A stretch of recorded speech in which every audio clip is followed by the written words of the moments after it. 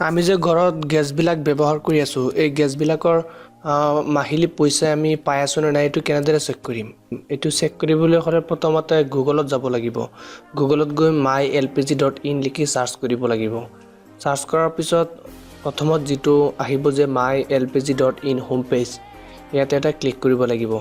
click কৰাৰ পিছত নতুনকৈ এটা ইন্টাৰফেস খোল খাব খোল খোৱাৰ পিছত ইয়াত তিনি ধৰণৰ সিলিন্ডাৰ আহিছে আমাৰ ইণ্ডিয়াত যেটো এই তিনি ধৰণৰ সিলিন্ডাৰ अवेलेबल হেই কাৰণ আহিছে ইয়াত আপুনি যোনটো গ্যাস ব্যৱহাৰ কৰি আছে হেতু গ্যাসৰ ওপৰত এটা ক্লিক কৰিব ক্লিক কৰাৰ পিছত আকৌ নতুনকৈ এটা ইন্টাৰফেস খোল খাব খোল খোৱাৰ পিছত ইয়াত অডি ডিস্ট্ৰিবিউটৰ বুলি এটা অপচন আছে অডি ডিস্ট্ৰিবিউটৰত ক্লিক কৰিব ক্লিক কৰাৰ পিছত আকৌ নতুনকৈ এটা ইন্টাৰফেস খোল খাব খোল খোৱাৰ পিছত ইয়াত দুই ধৰণে সাৰ্চ কৰিব পাৰিম এটা হৈছে কুইক সাৰ্চ আৰু এটা হৈছে নৰমাল সাৰ্চ কুইক সাৰ্চত ডিস্ট্ৰিবিউটৰৰ নাম লিখি সাৰ্চ কৰিব লাগিব হলে এটো পদ্ধতি বহুত জটিল হয় আৰু যেটো নৰমাল সাৰ্চ সেই নৰমাল সাৰ্চটো আমি কৰিম নৰমাল সাৰ্চত প্ৰথমতে নিজৰ ষ্টেটটো সিলেকশন কৰিব লাগিব নিজৰ ষ্টেটটো সিলেকশন কৰাৰ পিছত আহিব ডিস্ট্ৰিক্ট এটো ডিস্ট্ৰিক্টটো সিলেকশন কৰিব লাগিব ডিস্ট্ৰিক্টটো সিলেক্ট কৰাৰ পিছত সেই ডিস্ট্ৰিক্টৰ আন্ডাৰত যিমানখিনি ডিস্ট্ৰিবিউটৰ আছে সবখিনি আহিব আপুনি যোনটো ডিস্ট্ৰিবিউটৰ আন্ডাৰত আছে সেই ডিস্ট্ৰিবিউটৰটো সিলেকশন কৰিব সিলেকশন কৰাৰ পিছত তলফালে ক্যাপচা এটা আছে এই ক্যাপচাটো মাৰি প্ৰসিড কৰিব লাগিব প্ৰসিড কৰাৰ পিছত অলপ টাইম ল'ব টাইম লোৱাৰ পিছত আৰু এটা ইন্টাৰফেস খোল খাব এই ইন্টাৰফেসত হে আমি যোনটো ডিস্ট্ৰিবিউটৰ সিলেকশন কৰিছিলো সেই ডিস্ট্ৰিবিউটৰৰ এড্ৰেছ অল এড্ৰেছ আহি যাব তাৰ নিজৰ ডিস্ট্ৰিক্ট কোনটো নাম ডিস্ট্ৰিবিউটৰৰ নাম কি কাৰ নামত আছে ফোন নম্বৰ এটসেট্ৰা আহিব আহাৰ পিছত ৰাইট সাইডত সুকত আৰু এটা অপচন আছে কনজিউমাৰৰ অপচন এটা আছে ইয়াতে এটা ক্লিক কৰিব লাগিব ক্লিক কৰাৰ পিছত আকৌ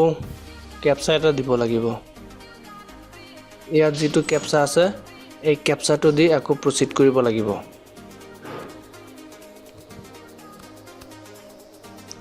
প্ৰসিড কৰাৰ পিছত আকৌ নতুনকৈ ইন্টাৰফেস এটা খোল খাব